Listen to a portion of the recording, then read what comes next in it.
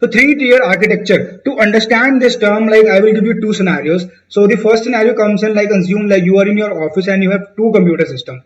So both of these computer systems are attached via a wire, and then like on the first computer system you go and open up the browser. That's it.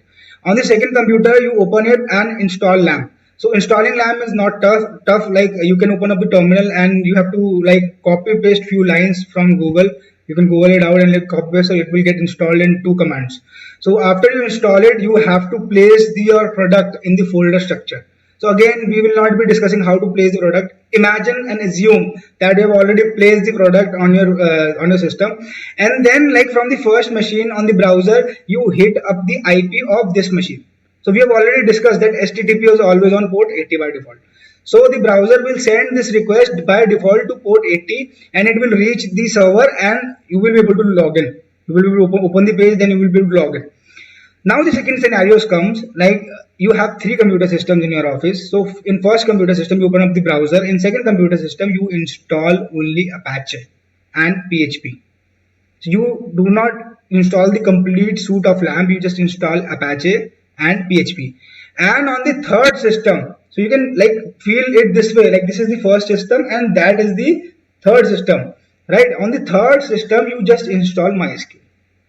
So MySQL will listen on port 3306 and Apache will listen on port 80.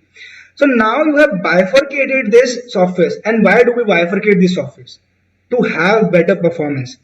When we have all three softwares on one PC, you can like install n number of servers on a single computer machine.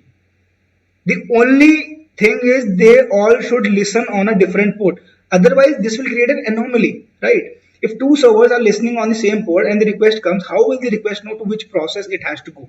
It cannot know, right? So this is the reason that the relationship between port and the process is always 1-to-1. Now, when we say three-tier architecture, the three-tier is nothing but three machines architecture. One is the client, second is the web server, third is the database server. The tier is nothing but the machine, and that machine contains only one server. The middle machine may contain two servers, web and app both. So, or maybe only web server. So it actually depends like what it contains. So the division of the servers and the machines are like done by the architect in your projects. So they decide how many machines will be there and what machine will contain what all softwares. So three-tier architecture will probably have only three machines and all the softwares required for your product. So this may be the case that your product also require FTP. They require also some other protocol. So with database they can have FTP also. But this will have only three machines. One is the client, second is second machine, and the third machine have database and FTP both. The number of machine remains the same. The client is also counted as a machine. So when we say that three-tier architecture, it means three-layer architecture. So these layers are nothing but the computer systems.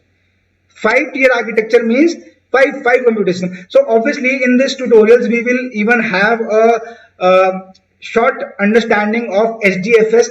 In the next chapter, HDFS is Hadoop Distributed File System and it is a complex architecture. So I will not explain that very deeply, but yes, I will try to make sure that you understand the concepts of computer architecture so that you can go around the world, around Google and talk tech. So this is my aim. I want you to talk tech. Thank you guys. This was Anand Goyal. Welcome back to hosttuneperform.com. I hope I will see you again. Thank you.